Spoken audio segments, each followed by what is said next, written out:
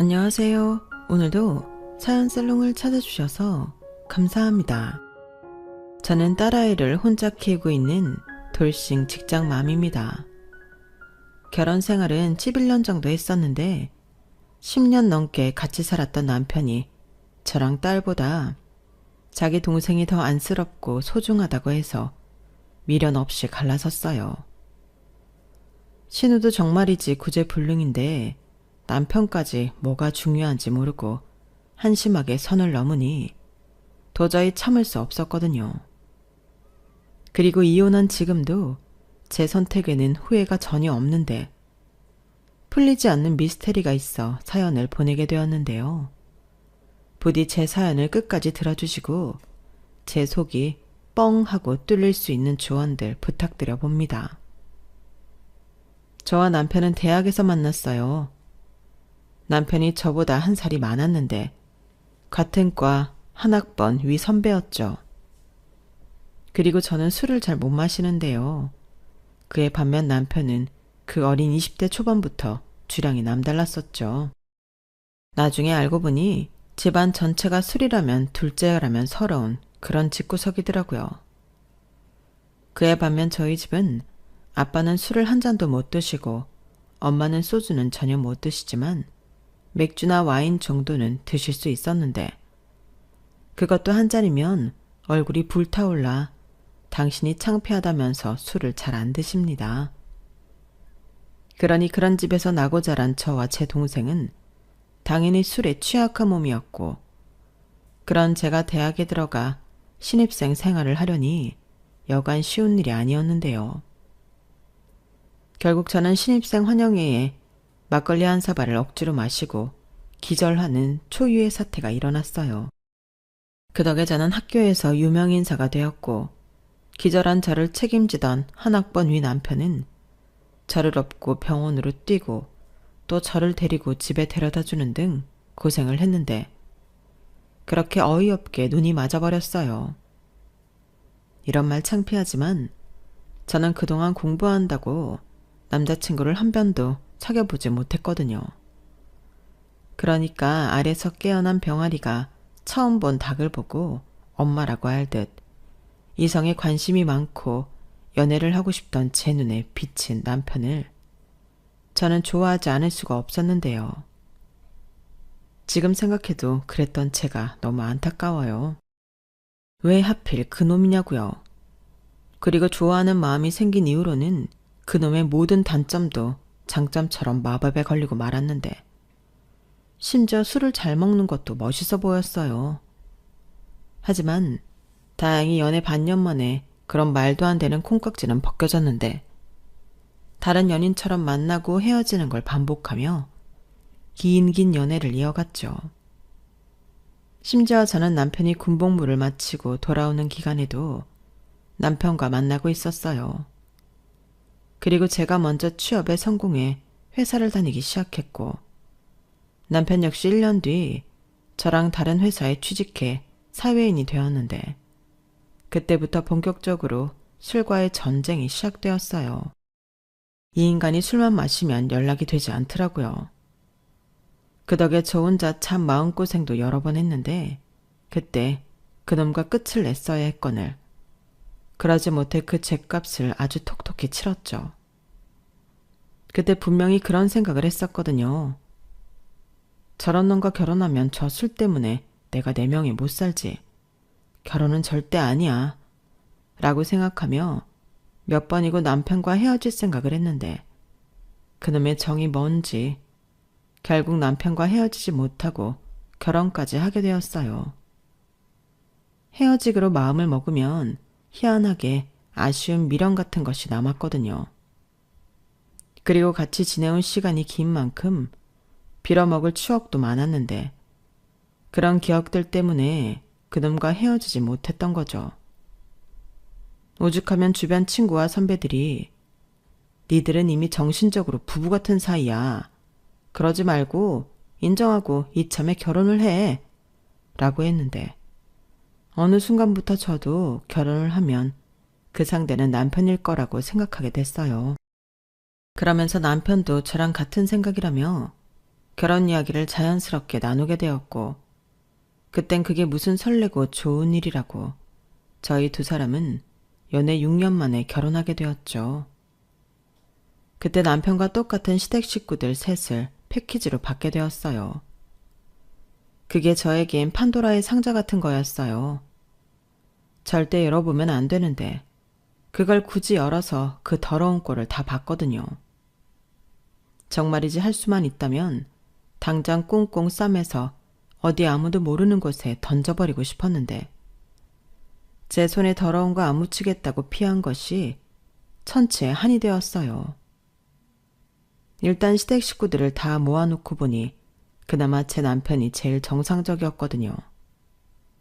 그래서 가급적이면 비정상적인 다른 식구들과는 멀리 하고 싶었고, 그러면 그럴수록 식구들은 제가 자기들을 싫어한다며 어떻게 해서든 저랑 술을 마시면서 친해지고 싶어 했는데요. 아, 여기서 한 가지 의문이 있는데 술을 좋아하는 사람들은 왜 술만 마시면 다 친해질 수 있다고 생각하는 걸까요? 저는 술을 마시든 아니든 싫은 사람은 싫은 사람일 뿐인데 시댁 식구들은 술을 마시면 원수도 친구가 될 수 있다고 생각하는 사람들이었어요. 그래서 술을 잘 못하는 저를 어떻게 하든 술을 먹이려고 했어요. 아우, 너는 이 좋은 걸 왜 못 마신다고 그러니? 자고로 술이란 먹을수록 는다. 어머니, 저는 술을 마시면 얼굴도 빨개지고 심장도 너무 빨리 뛰어서요. 그게 알코올을 분해하는 효소가 없는 사람들이 그렇다고 하는데. 어머, 누가 그런 말도 안 되는 소리를 했어. 술은 음식이야. 네가 마실 수 있다고 생각하면 마실 수 있고 또 자주 마시다 보면 느는 건데 괜히 네가 그런 생각으로 술은 안 마시려고 하니 몸도 그러는 것 같은 거지. 다 기분 탓이야. 나도 이 집에 시집 오기 전에는 술 한 모금도 못 마셨다? 네? 설마요. 설마는? 안 그래요, 여보? 네 시아버지한테 물어봐. 그래, 그건 네 시어머니 말이 맞다. 애들 외가가 좀 엄해서 여자들은 술을 못 마시게 했지. 근데 막상 마셔보니 말술이었어. 나랑 결혼하고 그걸 발견한 거지. 대박이지 않냐? 어머, 여보. 새 식구 앞에서 그렇게 말하면 어떡해요? 얘가 날 뭘로 알겠어요? 뭘로 알긴 술 잘 마시는 시어머니로 알겠지. 난 강요하는 타입은 아니지만 이왕이면 며느리도 술을 잘 마셔서 같이 즐길 수 있었으면 좋겠다. 같이 마시고 어울리면 좋잖아. 금방 친해지고. 아버지, 그리고 엄마, 그만들래. 지영이가 싫다고 하잖아. 난 술 못 마시는 여자가 좋아. 그래서 지영이랑 결혼한 건데 왜 자꾸 지영이한테 술을 권해? 술 주지 마. 오빠, 너 진짜 웃긴다. 언제는 술 못 마시는 여자는 재미없다며. 순뻥쟁이, 위선자. 그래, 실컷 욕해라. 너 같은 여자랑 결혼할까봐 너랑 반대인 지영이를 만났는데 네가 어쩔 건데? 너 진짜 계속 그렇게 살면 평생 혼자 늙는다. 뭐야? 오빠 너 무서운 소리 할래? 내가 왜 혼자 늙어? 이렇게 인물이 출중한데. 나는 젊어서는 끝장나게 화려하게 놀다가 나이 40 되면 돈 많은 늙은 남자한테 평생 예쁨 받으면서 그 남자 돈으로 호의호식하면서 살 거야. 여러분, 저희 신우이의 정신 상태를 어떻게 생각하시나요? 저는 저게 농담인 줄 알았어요. 하지만 제가 결혼하고 쭉 겪어본 신우는 정말 저런 사람이더라고요. 백조인 주제에 갖고 싶은 것도 많고 하고 싶은 것도 많아서 부모 등에 빨대를 꽂고 등골을 쭉쭉 빨아먹었는데 거기에 잊을만 하면 술 먹고 사고 쳐서 깽값 물어주게 만드는 그런 골칫덩어리였죠. 그리고 저 골칫덩어리가 돌고 돌아 제 몫이 될 줄은 그때는 꿈에도 몰랐는데요. 애당초 시부모님부터가 문제긴 했어요. 저희 시부모님은 술을 먹고 치는 사고는 어쩔 수 없는 자연재해 같은 걸로 생각하셨거든요. 그러니까 한마디로 술 먹고 하는 행동은 뭐든 용납이 되는 그런 사람들이었는데, 그러니 시댁은 술 때문에 사건 사고가 끊이지 않았어요. 우선 시아버님으로 말하자면 술 먹고 취해서 길바닥에 주무시다 위험했던 적도 많았는데, 경찰들이 친히 집까지 데려다 서비스를 매번 받으시니 동네에서 유명하지 않을 수가 없었고, 거기에 시어머니 역시 만만찮은 사람이었는데 시집 오기 전에는 술 한 모금도 못 드셨다는 분이 그렇게 술만 드셨다고 하면 노래방을 가셔서는 그렇게 젊은 남자들을 꼬시려 했다는군요. 그래서 그 일로 시아버님과 이혼 직전까지 가는 등 크고 작은 일이 참 여러 번 있었는데, 저희 친정에서는 하나라도 일어나기 힘든 일이 이 집 구석엔 심심찮게 왕왕 터져 현기증이 날 지경이었어요. 그리고 제가 제일 혐오하고 싫어하는 신우는 부모님의 나쁜 점을 골고루 닮은 졸작 중의 졸작이었는데요. 거기에 한술 더 떠서 술만 취하면 객기가 발동하는 건지 남녀노소를 가리지 않고 시비를 걸었어요. 그러니 남자를 만났다고 해도 그 남자가 일주일도 되지 않아 도망을 갔는데, 당연하죠. 어떤 제정신인 남자가 그 꼴을 보겠어요. 물론 그것까지 사랑해줄 수 있는 찐사랑을 만났다면 다행인데, 애석하게도 신우한테 그런 복은 없었거든요. 그래도 신우가 자기 입으로 떠드는 만큼 생긴 건 참 예쁘장하게 생겼는데, 그래서 얼굴 보고 접근했던 남자들이 꽤 있었어요. 하지만 홀딱 깨는 신우의 주사에 다들 약속이라도 한 듯 기겁을 하며 주랭랑을 쳤는데, 그렇다 보니 신우는 30을 훌쩍 넘기고도 시집은커녕 제대로 된 연애도 하지 못했죠. 거기에 직업도 없는 백조 신세였으니 시부모님, 특히 시어머니의 걱정이 많으셨어요. 그래서 당신의 인맥을 총동원해 어렵사리 신우를 취직시킨 적도 2번 있었다고 들었는데, 그때도 그놈의 술 때문에 제대로 다닌 적이 없다고 하더라고요. 그럼 그 문제의 술을 끊어야 할 텐데, 술을 너무 사랑하는 신우와 술에 관대한 시부모님은 그럴 마음이 없었고, 시어머니는 당신 잘못은 이해하지 못한 채 그저 자기 마음처럼 되지 않는 신우를 애물단지 취급을 하더군요. 오죽하면 시어머니가 저에게 당신의 소원은 통일이 아니고 자기 딸이 시집을 가서 당신 집에서 나가는 거라고 하셨는데, 끝내 그 소원을 이루지는 못하셨어요. 시어머니가 57세 나이로 위암 판정을 받고 5개월 만에 돌아가셨거든요. 그리고 암의 원인 역시 술을 빼놓을 수 없었는데요. 그래서인지 술 좋아하는 다른 가족들이 충격을 많이 받은 듯 했어요. 특히 시아버님이 그러셨는데, 시어머니의 장례가 끝난 날 당신은 술을 끊겠다는 걸 가족들 앞에서 파격적인 선언을 하시더라고요. 하지만 그 선언도 3일을 넘기지 못했는데 당시도 민망하셨는지 서서히 줄여나가겠다고 말을 바꾸셨는데, 솔직히 그건 저에게 별로 중요한 일이 아니라 별 감흥이 없었는데, 문제는 그 이후였어요. 시아버님이 다 큰 딸과 단둘이 사는 게 힘드셨는지 큰아버님이 계신 고향으로 내려가겠다고 하셨는데요.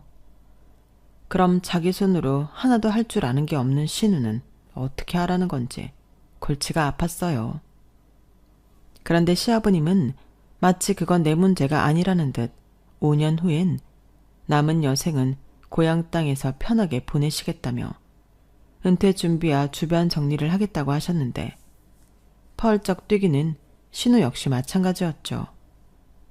자기는 어떡하냐고 방방 뛰더라고요. 아빠는 어쩐 사람이 그렇게 무책임해? 그런 일이 있으면 나랑 상의를 해야지. 5년 금방인데. 그럼 나는 어디서 살아? 오빠네 가서 살라고? 네? 아가씨, 그건 아니죠.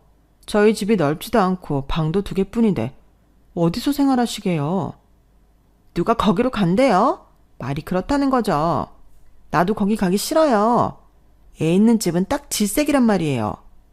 소정이 걔는 아무리 조카라서 예쁘게 봐주려고 해도 찡찡거리고 시끄럽고 진짜 별로거든요.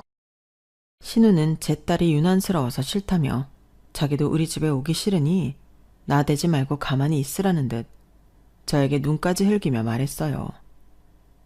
물론 저도 그 순간에 너무 놀라고 당황스러워서 신우한테 그렇게 말했는데 저런 말까지 들으니 기분이 나쁘더라고요. 그리고 시아버님은 한심하다는 듯 당신 딸을 보더니 내가 아무렴 네 생각도 안 하고 결정했을까봐 그때 가서 돈 2천 해줄 테니까 너도 너 살 집 구해. 그 전이라도 살 길 찾아서 나가면 좋고 그래도 2천만 원은 자립자금으로 줄 테니까 솔직히 전세는 어려워도 월세 보증금은 되잖아? 뭐? 꼴랑 2천만 원? 그럼 매달 월세는 아빠가 내줄 거야? 그야 그건 네가 해결해야지. 언제까지 부모 피 빨아먹고 살 건데. 이봐봐. 내가 그래서 아빠한테 무책임하다고 하는 거야. 나았으면 끝까지 책임을 져야지. 그러면 적어도 걱정은 하지 않게 전세 정도는 얻어주고 가든가. 전세 같은 소리 하네. 시끄러워. 나 먹고 살 것도 없어. 그때는 나도 백수야. 솔직히 이 나이 먹도록 편하게 놀고 먹게 해줬으면 나도 할 만큼 했지 않냐? 그래, 마을 나온 김에 얘기 좀 하자. 툭 까놓고 다 큰 니들이 이제 내 용돈이랑 생활비 정도는 해결해 줘야 하는 거 아니냐고. 지금이야 나도 벌지만 5년 뒤엔 벌이도 없는데 그래도 나는 니들한테 부담 주지 않을 거란 말이지. 내 집 팔아서 알아서 시골 내려가 살겠다는데 니들 입장에서는 고마운 일이지. 그리고 특히 은진이 너는 양심 좀 가져. 이러다가는 아빠도 네 엄마처럼 내 명대로 못 살고 병나서 죽는 걸 보고 싶어? 아빠는 왜 말을 그렇게 해? 그리고 나 아직 엄마 보내고 심적으로 힘들어. 그런데 나더러 혼자 알아서 살라고? 누가 지금 당장 그러래. 5년 있다가 한다고. 그니까 너도 준비를 해, 이 기집애야. 네 엄마를 생각해서라도 이젠 정신 좀 차리라고. 진짜 너무해. 친아빠 맞아? 오빠 너는 왜 가만히 있어? 무슨 말이라도 해봐. 이러다 진짜 아빠가 집 팔고 시골 가면 어쩌려고 그래? 장가 갔으니 뭐 이젠 관심 없다 이거야? 누가 그렇대? 그리고 너 꼬박꼬박 오빠한테 너라고 할래? 아빠가 이미 저렇게 결정했는데 내가 거기에 대고 뭐라고 해? 이미 다 끝난 얘기야. 아빠도 많이 생각하고 내린 결정이겠지. 들어보니 틀린 말도 없잖아. 5년이면 너도 뭐든 할 수 있어. 불평만 하지 말고 생각을 해. 너도 이렇게 계속 빌붙어 살 순 없잖아. 진짜 나중에 어쩌려고 그래. 그냥 이번이 좋은 계기라고 생각하고 뭐든 해. 계기는 개뿔. 진짜 너무들 하네. 그러니까 내 편은 한 명도 없단 소리지? 몰라. 나 그냥 막 살아버릴 거야. 나중에 후회들 하지 마. 신우는 뭐가 그렇게 불만이고 서운한지 신경질적으로 자리를 박차고 일어났어요. 당시 저희 부부한테는 6살인 딸이 있었는데 신우는 그런 조카가 너무 시끄럽고 귀찮다면서 싫어했거든요. 저희 딸이 그래도 예쁜 고모라고 시댁에 가면 고모랑 놀고 싶어 했는데 그럴 때면 신우는 질색팔색했어요. 다른 집 신우들은 그래도 조카는 예뻐한다고 하던데 저희 신우는 그런 게 없더라고요. 그래서 가뜩이나 마음에도 들지 않는데 저런 신우를 우리 집에 데리고 와야 할까봐 저는 싫었고 신우 역시 우리 집은 오기 싫다고 하는데 처음엔 기분이 나빴지만 나중엔 차라리 잘 됐다 싶더라고요. 이번만큼은 신우이와 제가 마음이 통했으니 우리 같이 사는 일은 없을 거라고 생각했는데 그렇게 시아버님의 귀향 소식을 듣고 집에 온 날 남편이 뭐가 불만인지 얼굴이 퉁퉁 부어 있었어요. 제가 자기 동생한테 했던 말이 거슬렸다고 하더라고요. 당신은 꼭 그렇게 애 서운하게 말을 해야 했어? 내가 뭘? 아빠 얘기 떨어지기가 무섭게 자기가 먼저 은진이한테 그랬잖아. 우리 집이 넓지도 않은데 어딜 와서 사냐고. 지금 당장도 아니고 5년 뒤 일인데 그게 발끈할 일이었어? 그게 사실이니까. 아무리 그래도 그렇지. 자기 속마음을 대놓고 그렇게 말하는 게 어딨냐고. 내가 진짜 그때 바로 이야기하려고 하다가 당신 체면 생각해서 참은 줄 알아. 아, 그래서 내내 꿀먹은 벙어리처럼 입 다물고 있었던 거야? 내가 한 말에 화가 나서? 그래, 입장을 바꿔놓고 생각해봐. 내가 처남한테 그랬다고 생각해 보라고. 이렇게 말하고 남편은 화가 많이 났다는 듯 제 앞에서 냉장고 문을 열어 소주병을 꺼내 벽나발을 불었어요. 그 모습이 정말 꼴불견처럼 보였는데 그날 이후 삐쳐서 저한테 말 한마디 하지 않더군요. 물론 남편 입장에서 그런 생각을 할 수 있다고 생각해요. 자기 동생인데 서운할 수 있죠. 그래도 저랑 신우의 관계를 생각하면 남편도 제 입장을 헤아려 줄 거라고 생각했는데 그건 아니더라고요. 게다가 가뜩이나 우리 딸을 싫어하는 신우인데 왜 저 혼자만 기분이 나쁜 건지 저는 그것도 서운했는데 그리하여 저는 저대로 남편은 남편대로 골이 나 있었어요. 그렇다고 그런 이유로 이혼한 건 아니었는데 지금 와서 생각해보면 그때가 시작이긴 했네요. 어찌 보면 사건의 복선과도 같은 힌트였는데 제가 남편을 너무 믿었나 봅니다. 오빠라서 그럴 수는 있지만 그래도 결정적인 순간에는 저와 우리 아이 편이라고 생각했거든요. 하지만 남편은 그렇지 않았어요. 결혼 전에는 소 닭 보듯 하던 여동생이었는데 피는 물보다 진하다고 부모 없이 혼자가 될 자기 동생을 꽤나 신경을 썼어요. 저 몰래 용돈도 챙겨주고 먹고 싶다는 것도 따로 만나 사주고 어떤 날은 저 몰래 카드값을 갚아주다 걸렸는데 제가 남편 명의로 붓고 있던 적금을 깼더라고요. 그땐 저도 너무 화가 나서 딸아이 데리고 친정에 가 있었어요. 못 살겠다고 이혼하겠다고 했죠. 그러자 남편은 친정에 와서 그 신용카드가 신우 명의의 카드가 아닌 타인 명의의 카드라 안 갚아줄 수 없었다고 저에게 빌면서 말했는데요. 그때도 정작 사고친 신우는 저에게 미안하다는 말 한마디가 없었어요. 그러다 시아버님이 말씀하신 5년이 지났고 안 팔릴 줄 알았던 집이 팔렸는데요. 저는 그 전에 아무 말씀도 없으셔서 생각이 바뀌신 줄 알았어요.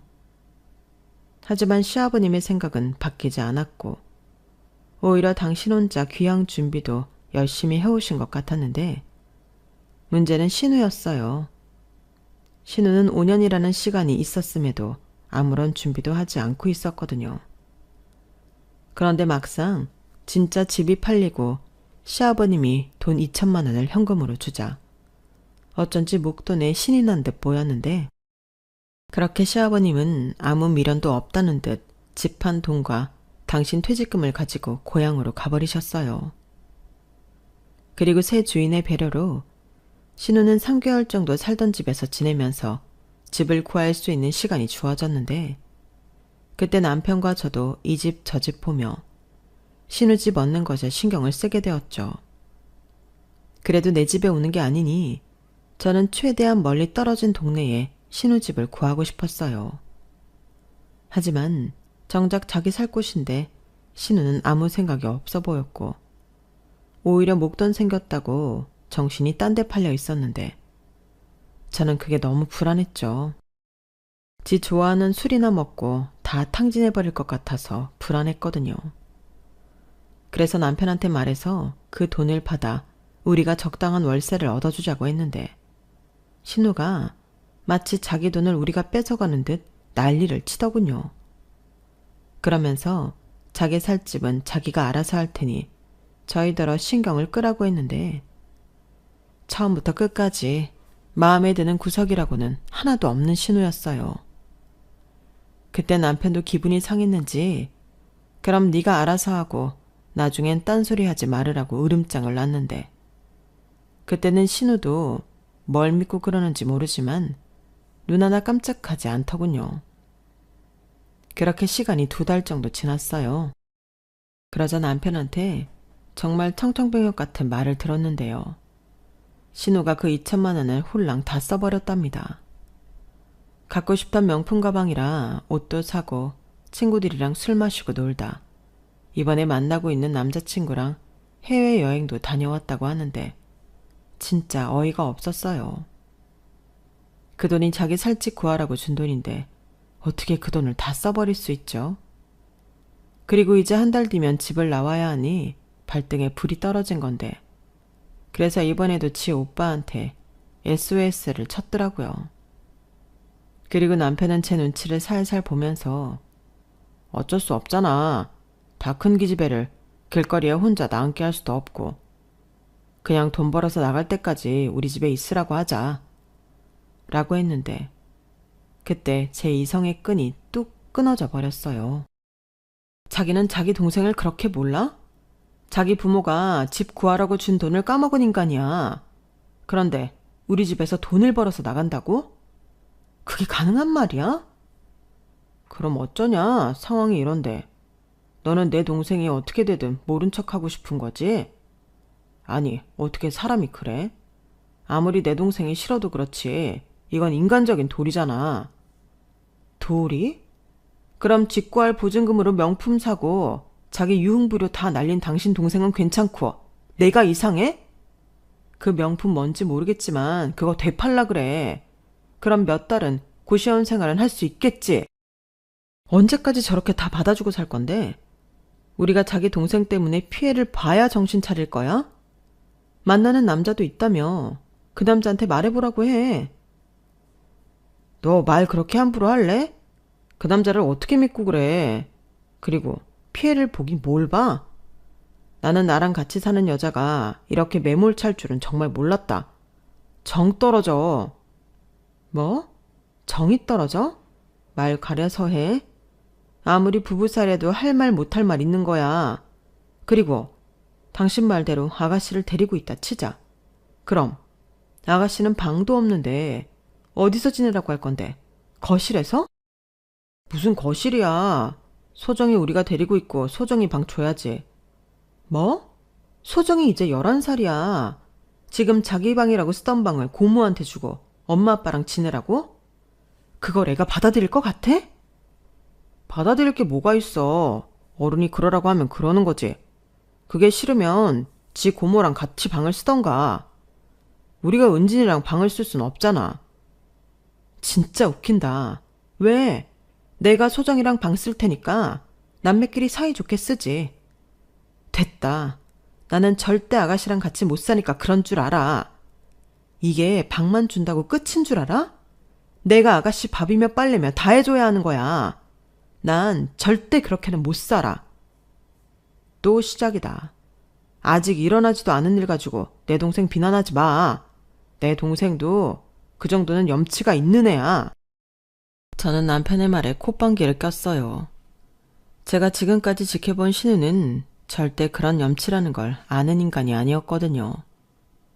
그리고 저는 남편도 그걸 모르지 않을 거라고 확신하는데 저렇게 말하는 남편한테도 오만정이 떨어졌어요.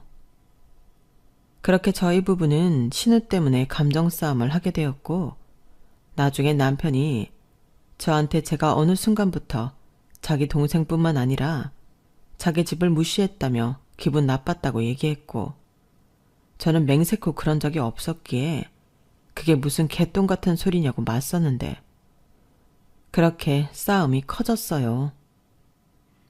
솔직히 아이가 다 듣고 있는데 남편과 이렇게 싸우는 게 신경이 많이 쓰였지만 그때는 저도 감정 조절을 잘 하지 못해서 제어가 되지 않았죠. 그리고 예전 같으면 먼저 합리적으로 화해하고 조율하자고 하던 남편은 그때는 달랐는데요. 자기는 잘못이 없고 제가 자기 동생을 싫어해서 이기적으로 군다며 맹비난을 하기 시작했어요. 그리고 그 정도가 점점 심해졌는데 그래도 자기 뜻대로 되지 않자 매일 밖에서 술을 마시고 말도 없이 외박을 하는가 하면 집에 돌아올 때는 네 발로 기어오는 등 제가 싫어하는 행동만 골라서 했는데 나중엔 취중 진담이라고 자기는 미우나 고우나 저랑 딸아이보다 자기 동생이 더 소중하다고 울먹이면서 말하더군요. 그 모습을 보고 기가 막혔어요. 그리고 어찌나 꼴보기 싫은지 내가 저런 남자를 사랑해서 결혼하고 또 아이까지 낳고 10년 넘게 살았다는 게 수치스러웠어요. 그냥 그 순간에 속고 살았다는 생각밖에는 들지 않더라고요. 게다가 자기 처자식보다 동생이 더 소중하다는 말이 자기 자식 낳고 키우고 있는 와이프한테 할 소리입니까?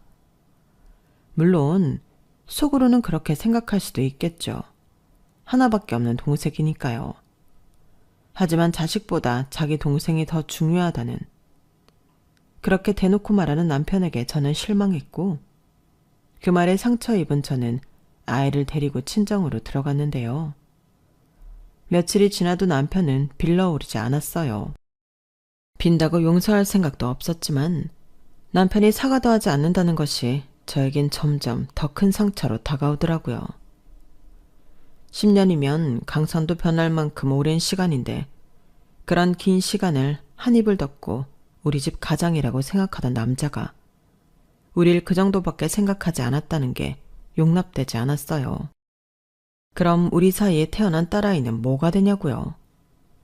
그래서 저는 이혼하기로 결심을 했고 친정 부모님에게 말씀을 드렸는데 처음엔 신우 때문에 그런 거면 다시 생각해 보라시며 당신들 노후 자금이라도 보증금으로 빌려주시겠다고 하는데 왜 저희 부모님이 문제의 신우 때문에 노후 자금까지 손을 대야 하는 건지 화가 났어요. 그리고 이런 과정에서 저희 딸은 엄마, 그냥 아빠랑 이혼해. 나는 아빠가 매일 술 마시고 소리 지르는 것도 싫고 엄마가 이렇게 힘든 것도 싫어. 고모랑 같이 살면 엄마 더 힘들잖아. 나 아빠 안 보고 살아도 돼. 라고 하는데 고맙다기보다 미안했어요. 아직 어린 나이인데 저런 생각을 하게 했다니 부모로서 너무 미안하더라고요. 그리고 아이 교육이나 환경을 생각해서라도 이 문제는 빨리 끝내는 게 맞다고 생각했는데요. 제가 남편한테 이혼 통보를 하자 남편은 처음에 자기가 왜 이혼하냐고 큰 소리를 내더니 이윽고 그러자고 하더군요. 그래, 나도 너 같은 매몰찬 여자랑은 더는 살기 싫다. 아주 걸핏하면 친정 가는데 나는 뭐 그럴 때마다 빌려갈 줄 알았어? 그러니까 나를 무시하고 내 가족을 무시했지. 야, 됐다. 이혼해. 근데 이혼 사연은 없어. 내가 뭐 바람을 피웠냐, 도박을 했냐? 그러니까 위자료는 꿈도 꾸지 말고 우리 사는 집 팔아서 반 나누자. 차라리 잘 됐어. 그 돈으로 은진이랑 둘이 살 집 구하면 되겠다. 어차피 지금 너 나가고 소정이 들어와 살고 있거든요. 뭐? 아직 이혼도 안 했는데 아가씨가 들어와 산다고? 아, 그래서 더 버텼구나. 자기 동생 데리고 왔으니까 버티다 내가 들어오면 그땐 어쩔 수 없이 살자고. 그래, 말했잖아. 어쩔 수 없다고. 그럼 오갈 데 없는 애를 버려? 나는 아무리 그래도 내 동생 그렇게는 못 둬. 아이고, 남매가 이렇게 우애가 좋은지 그동안 몰랐네. 그래, 알았어. 대신 소정이는 우리 아이니까 아빠라서 책임은 져. 매달 양육비는 보내라고. 내가 왜 그 소리 안 하나 했다. 그래, 매달 50만 원 보내면 되지. 나만 부모 노릇하는 거 아니잖아. 엄마도 양육비를 부담해야지. 그럼 이렇게 쭉 내면 되는 거지? 남편은 마치 홀가분하다는 듯 그렇게 말했어요. 그리고 집을 내놨는데 워낙에 9억이고 작은 평수 빌라라 높은 가격으로 팔지 못했지만 그래도 대출 없이 산 거라 각각 6천만 원 정도는 나눴어요. 금액으로 보면 그리 큰 금액은 아니었지만 돈을 떠나서 저는 자신 있었거든요. 제가 돈을 안 버는 것도 아니고 제가 벌어 딸아이 정도는 얼마든지 키울 수 있다고 생각했는데 저는 진작부터 큰 집으로 이사를 가고 싶어 모으고 있던 돈이 있었거든요. 그리고 남편은 워낙 술 좋아하고 카드도 쉽게 써서 어지간하면 남편 앞으로 집 말고는 아무것도 해놓은 것이 없었는데, 그래서 실질적인 돈은 제가 더 많았죠. 하지만 그건 남편은 모르고 있었어요. 그래서 저야말로 홀가분해져서 제가 가진 돈을 보태 대출을 끼고 20평대 소형 아파트를 구입했는데 딸애가 좋아했어요. 먼저 살던 곳보다 동네도 좋고 집도 좋다며 신나했는데 다행이라고 생각했죠. 거기에 친정 부모님이 이혼한 딸 걱정이 많으셔서 이것저것 도움을 많이 주셨는데, 제가 결혼할 때 집이 많이 힘들어서 도움을 거의 주지 못하셨거든요. 그래서 그걸 늘 미안하게 생각하셨는지 뭐든 도와주겠노라 하시며 가구며 가전이며 냉장고 속까지 꽉꽉 채워주셨는데, 무엇보다 친정 엄마가 저랑 제 딸에게 신경을 많이 써주셨어요. 손이 많이 가는 그런 나이는 아니지만 그래도 제가 직장 생활을 하니 제가 마음 편하게 일할 수 있게 배려를 많이 해주셨죠. 그리고 남편 역시 그래도 성실하게 매달 양육비를 보내왔는데 그 이상은 관심도 없었어요. 내가 어떻게 살든 그쪽이 어떻게 살든 전혀 궁금하지 않았는데, 그러던 중 잘 들어오던 양육비가 밀리기 시작하더군요. 진짜 연락하기 싫었는데 5개월이 넘어가니 이 인간이 양육비를 안 주려고 무슨 수작을 부리나 싶어 연락을 했어요. 그러자 남편은 자기 동생 때문에 빚더미에 올랐다며 양육비는커녕 자기까지 길거리에 나앉게 되었다고 했는데 기가 막혔어요. 글쎄 자기 오빠 신용카드와 신분증, 거기에 도장까지 훔쳐 오빠를 상거지로 만들었는데 결국 그 빚 갚느라 저랑 나눴던 돈도 다 써버렸다고 하더라고요. 그래서 자기는 고시원에서 지내고 있고 아직도 다 갚지 못한 돈 때문에 아이 양육비를 보내지 못했다며 이제 와서 미안하다고 하는데 진짜 황당했어요. 심지어 문제를 일으킨 신우는 오빠 볼 면목이 없다면서 편지 한 통 남기고 도망갔다는데, 면목이 없는 게 아니라 더는 뽑아먹을 게 없다는 표현이 맞을 거예요.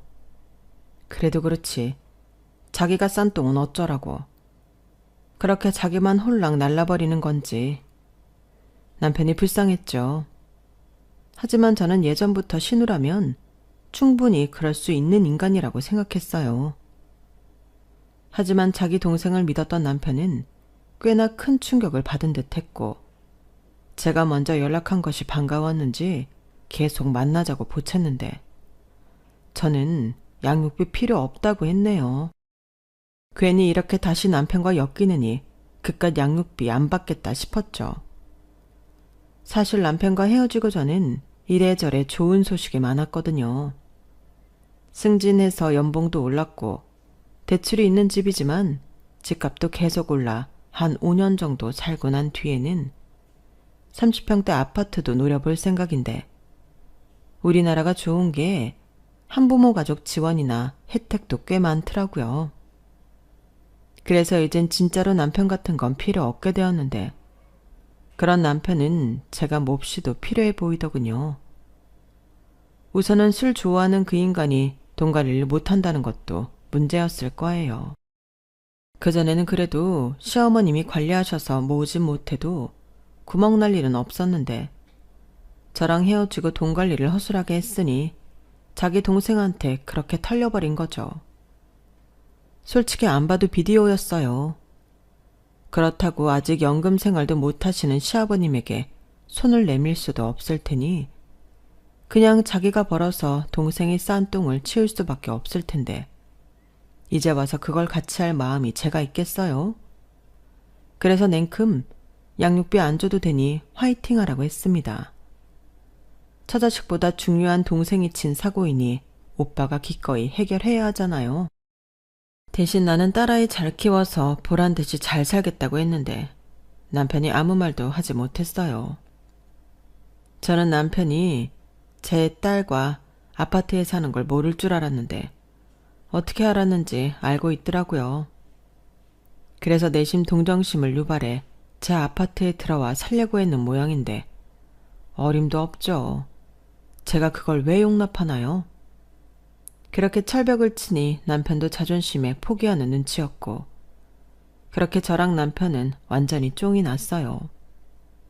남편은 뒤늦게 자기 결정을 후회한다고 했는데 그 말도 듣기 싫더라고요. 남편 말이 헤어지고 나니 자기 가족은 동생이 아니라 정말 저랑 딸아이였다는 걸 알게 되었다나요? 하지만 저는 아직도 의문입니다. 저도 동생이 있지만 언제나 남편과 아이가 우선이었거든요. 그리고 종종 남자들이 결혼을 하면 자기 식구들만 그렇게 챙긴다고 하는데 저는 왜 그러는 건지 모르겠어요. 그건 지금도 마찬가지인데 저렇게 후회할 거면서 왜 가장 소중한 배우자에게 상처를 주는 걸까요? 늘 가까이 있어서 소중함을 몰랐다. 뭐 그런 건가요?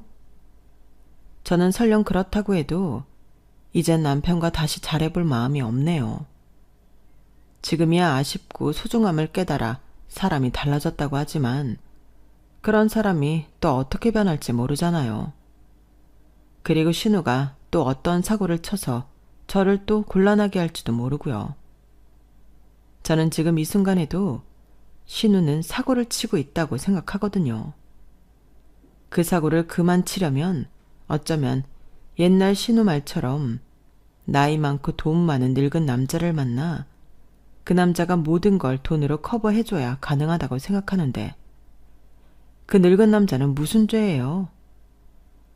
저는 그래서 이 꼴 저 꼴 안 보고 사는 지금이 가장 행복합니다. 무엇보다 딸아이가 둘이 사는 지금의 환경에 만족하는 것 같아 제일 뿌듯하거든요. 그리고 할 수 있는 한 최선을 다해 아빠 몫까지 많은 걸 해내고 싶은 마음인데 그래서 앞으로는 더 열심히 바쁘게 살아갈 생각입니다. 이젠 양육비 50만 원도 안 들어오니 제가 더 열심히 일해야죠.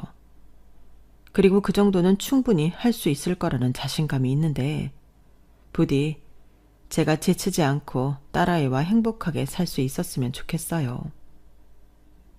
이상 제 사연은 여기까지입니다. 이제 남자라면 지긋지긋해요. 술 문제도 그렇고 저렇게 자기 식구만 싸고 돌면서 정작 진짜 잘해줘야 하는 사람한테 상처나 주는 하등한 존재는 이제 사절이거든요.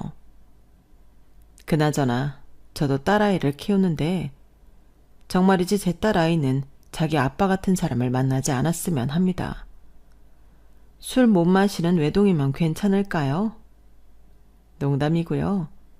하도 남편한테 대어서 그런지 그런 남자랑 반대인 사람을 생각해 봤어요. 부디 우리 딸은 엄마랑 다르게 사람 보는 눈이 뛰어나길 바랄 뿐입니다. 그럼 지금까지 제 사연 들어주셔서 대단히 감사드리고요. 늘 건강 잘 챙기시고 좋은 일만 가득하시길 바라겠습니다. 안녕히 계세요. 여러분, 사연 댓글에 응원과 현명한 조언 부탁드려요. 좋아요와 구독은 저에게 큰 힘이 됩니다. 오늘도 좋은 일 가득하세요.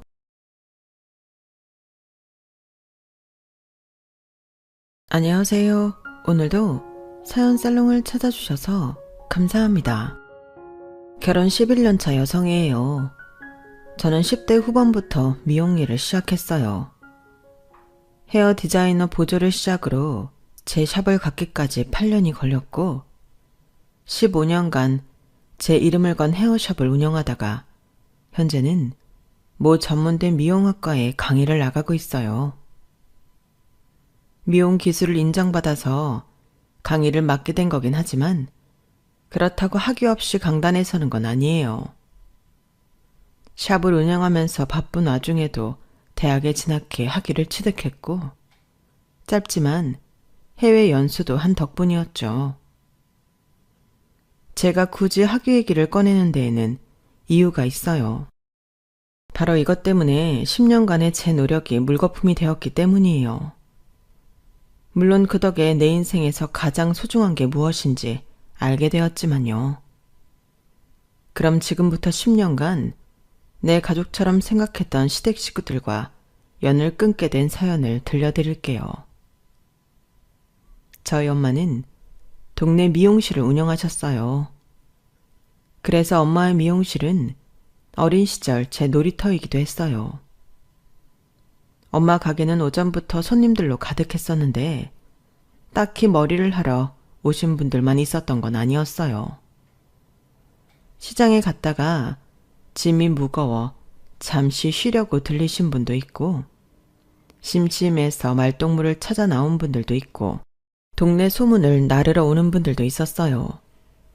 밥때가 되면 저희 가게에서 밥을 먹고 가는 분들도 많았어요. 그렇다고 저희 엄마 음식 솜씨가 좋았던 건 아니고 손님들이 가져온 음식으로 차려진 식탁이었어요. 냄비에 찌개를 끓여오는 분들도 있고 갓 담근 김치를 가져오는 분도 있고 비가 오는 날에는 김치전을 부쳐 오는 분들도 있었어요. 그렇게 모인 반찬들을 놓고 둘러앉아 수다를 반찬 삼아 한 끼를 때우셨죠. 저는 엄마랑 둘이 살았기 때문에 명절이나 연초, 연말이면 외롭게 보내야 했어요. 그래서 그런가 손님들로 북적이는 가게가 좋더라고요. 그 순간만큼은 외롭지 않았으니까요. 엄마와 제가 단 둘이 살았던 데는 이유가 있어요. 엄마가 저를 데리고 아빠한테서 도망쳤기 때문이죠. 저희 아빠는 집 안과 밖에서의 모습이 다른 사람이었어요. 밖에서는 한없이 인자하고 좋은 사람이었지만 집 안에서는 완전히 달랐어요. 폭군에 가까웠죠. 가장이라는 이유로 엄마와 저의 일거수일투족을 감시하고 자기가 원하는 대로 하지 않으면 욕설과 폭력을 휘둘렀어요. 저희 아빠가 어느 정도였냐면요. 엄마 치마 길이까지 줄자로 재면서 단속할 정도였어요. 치마는 무릎에서 10cm 아래로 내려오는 것만 입을 수 있었고 삼복더위에도 팔이 드러나거나 뒷목이 드러나는 옷은 입지 못하게 했어요. 왜 그랬는지 아세요? 엄마 몸에 온통 멍투성이었거든요. 그건 아빠가 옷 밖으로 드러나는 것을 피해서 엄마를 때렸기 때문이었죠. 외가에서도 이런 사실을 알고 있었지만 저희 아빠한테 금전적인 도움을 받는 처지였기 때문에 늘 아빠 편을 들어주었어요. 그건 외삼촌들도 마찬가지였고요. 철저히 가족들한테도 버림받았던 엄마는 저 때문에 지옥 같은 나날을 버티고 사셨지만 결국엔 저를 데리고 야반 도주를 할 수밖에 없었어요. 아빠가 제게도 손을 대기 시작했거든요. 그 지옥 같은 생활에서 벗어나는 길은 내가 죽는 것밖에 없었어. 그런데 내가 죽으면 내가 네 몫까지 당하고 살 게 뻔한데 어떻게 그러겠니? 그래서 어떻게든 참고 살려고 했는데 그 미친 인간이 자기 딸한테까지 손을 댈 줄 누가 알았겠냐고. 버러지만도 못한 인간이 아니 아빠는. 제 상처를 본 엄마는 말 그대로 눈이 뒤집어졌어요. 그래서 악을 쓰며 눈에 보이는 건 뭐든 아빠한테 집어 던졌죠. 괴물 같은 체력으로 우리 모녀를 괴롭혀온 아빠였지만 그때 엄마가 던진 무선전화기에 머리를 맞고 피를 흘린 채 기절을 하고 말았죠. 조금 있다 깨어난 아빠는 힘을 쓰지 못한 채 너 이러는 거예요. 겁에 질린 엄마는 집에 있던 현금과 옷가지를 가방에 쑤셔놓고는 저를 데리고 집을 뛰쳐나왔어요. 무작정 택시를 잡아타고 서울역으로 향했죠. 그래도 피부치라고 외가로 가려고 했는데 그때 매표소 앞에서 엄마 친구를 만난 거예요. 중고등학교를 같이 다닌 고향 친구이자 엄마의 절친이었어요. 아빠 때문에 결혼 후에 연락이 끊겨버렸지만요. 엄마 친구는 엄마를 보고는 무척이나 반가워했어요. 하지만 이내 표정이 어두워지고 말았죠. 엄마와 제 차림을 보고 뭔가 일이 있다는 걸 눈치챈 거였어요. 헝클어진 머리와 찢긴 원피스, 그리고 옷에 묻은 핏자국까지 누가 봐도 이상할 수밖에 없는 모습이었어요. 명희야, 너 무슨 일 있는 거니? 도대체 이게 무슨 꼴이야? 너 결혼해서 서울에 산다는 얘긴 들었는데 혹시 네 남편이 이런 거니? 순임아, 내가 지금은 자세한 설명을 할 시간이 없어. 오랜만에 만나서 이런 부탁하긴 그런데 나 좀 도와주라. 며칠만, 아니 오늘 하룻밤만이라도 괜찮아. 우리 좀 너희 집에서 재워주면 안 되겠니? 우리가 지금 갈 곳이 없어. 그 말을 들은 엄마 친구는 아무것도 묻지 않고 저와 엄마를 집으로 데리고 갔어요. 정확히는 아주머니가 하는 미용실이었죠. 엄마 친구는 몇 년 전에 남편과 이혼하고 혼자 살고 있었어요. 내가 사는 게 이렇다. 혼자 살다 보니 따로 집을 구할 필요가 없어서 가게에 딸린 방에서 살고 있어. 그래도 방도 꽤 크고 주방까지 딸려 있어서 살기 불편하지는 않아. 너만 괜찮다면 1년이고 10년이고 여기서 지내도 돼. 어찌된 사정인지는 네가 얘기하고 싶을 때 그때 해. 그나저나 너랑 연락이 안 돼서 내가 얼마나 걱정했는지 아니? 네 친정집에도 몇 번이나 찾아갔는데 서울로 시집갔다는 말만 하고 어디 사는지로 말 안 해주더라고. 그런데 이렇게 만나게 되다니. 암튼 피곤할 테니까 얼른 누워. 엄마 친구는 자초지종도 묻지 않고 우리 모녀를 받아주었어요.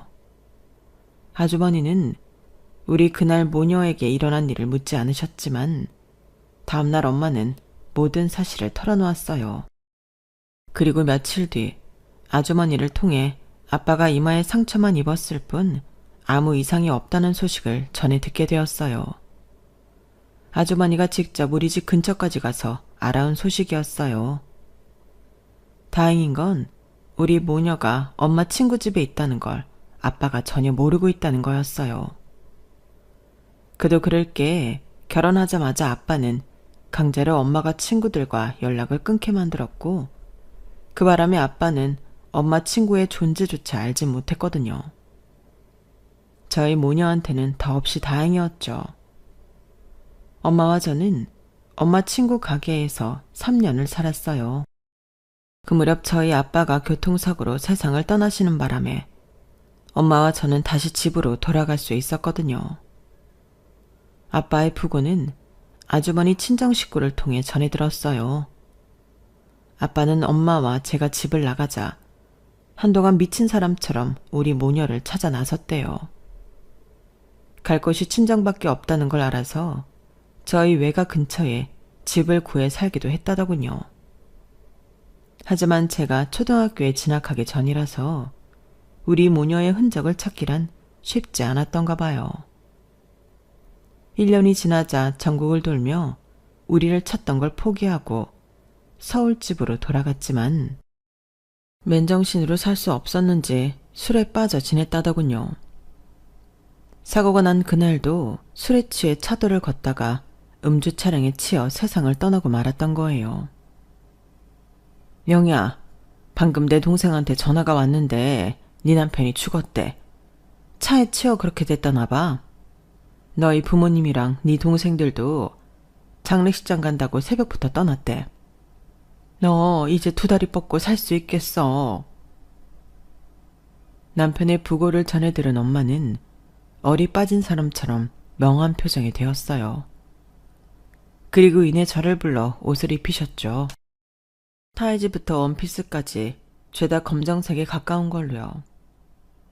너 지금 뭐 하는 거야? 설마 네 남편 장례식에 가려고? 가면 네 시댁 식구들 만나게 될 텐데 괜찮겠어? 한 번은 겪어야 될 일이야. 나는 몰라도 우리 민주 아빠 장례식이잖아. 그 사람들이 나한테는 해코지해도 자기 핏줄한테는 안 그럴 거야. 그건 엄마 말이 맞았어요. 제가 엄마 손을 잡고 아빠 장례식장에 나타나자 친할머니는 달려들어 저부터 끌어안았어요. 그리고는 철천지 원수라도 만난 것처럼 사납게 저희 엄마 머리채를 잡았죠. 네 년이 여기가 어디라고 나타나?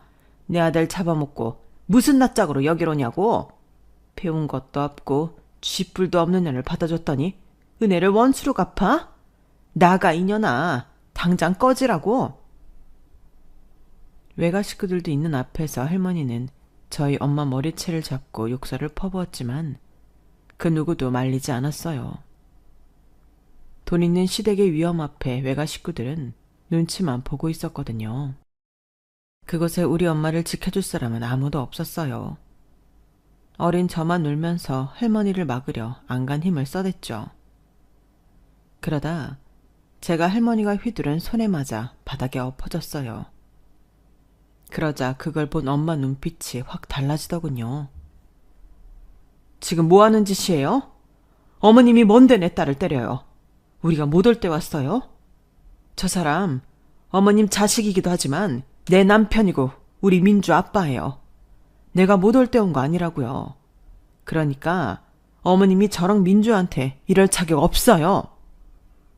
이게 뚫린 입이라고 함부로 짓거리는 거 봐. 남편 버리고 집 나가냐니 이제 와서 무슨 자격을 논해. 내 아들이 누구 때문에 술에 빠져 지냈는데 다 니년이 민주 데리고 집 나가서 그런 거잖아. 제가 왜 그랬는지 어머님도 아시잖아요. 어머님 아들이 어떤 인간인지 누구보다 잘 아시면서 어떻게 그런 소리를 하세요? 저요.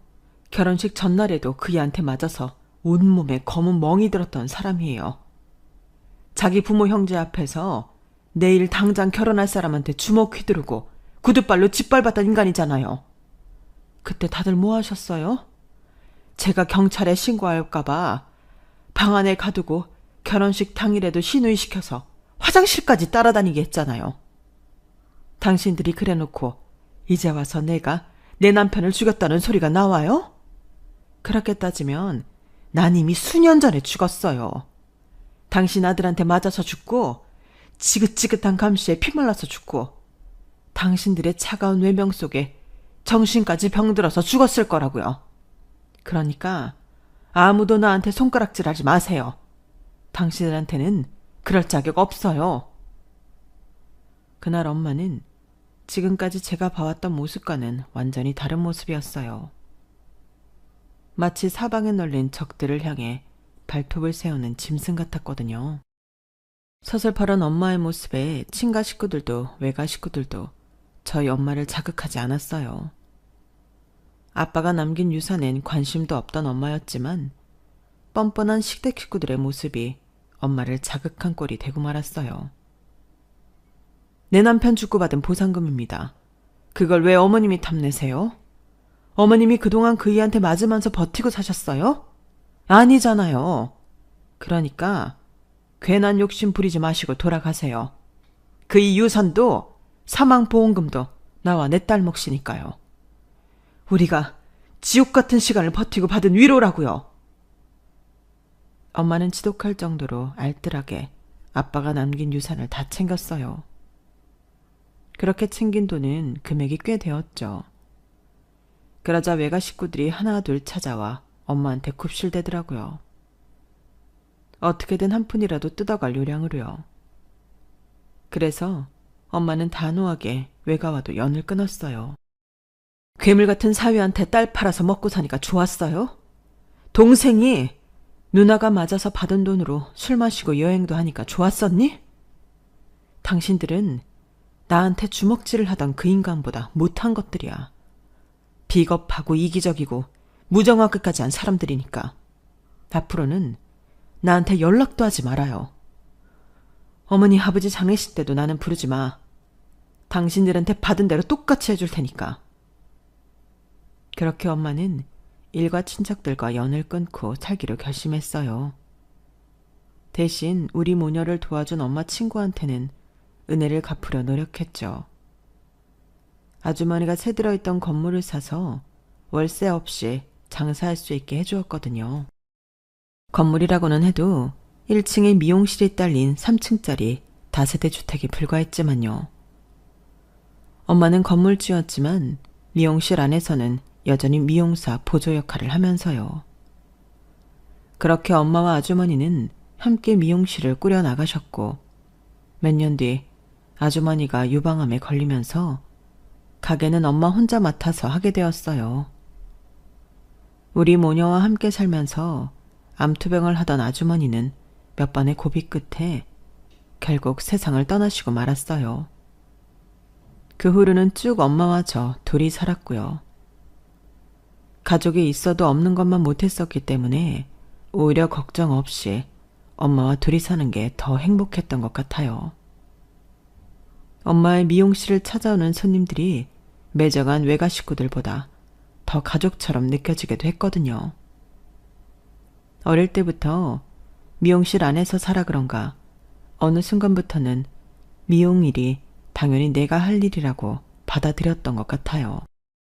그래서 일찌감치 미용고등학교에 진학해 미용 기술을 익혀나갔어요. 실습은 엄마 가게에서 일손을 도우며 할 수 있었고요. 미용고 3학년 때 시내에 있는 유명 샵으로 실습을 나가게 되었고, 고등학교를 마친 이후에는 그곳에서 일을 시작할 수 있었어요.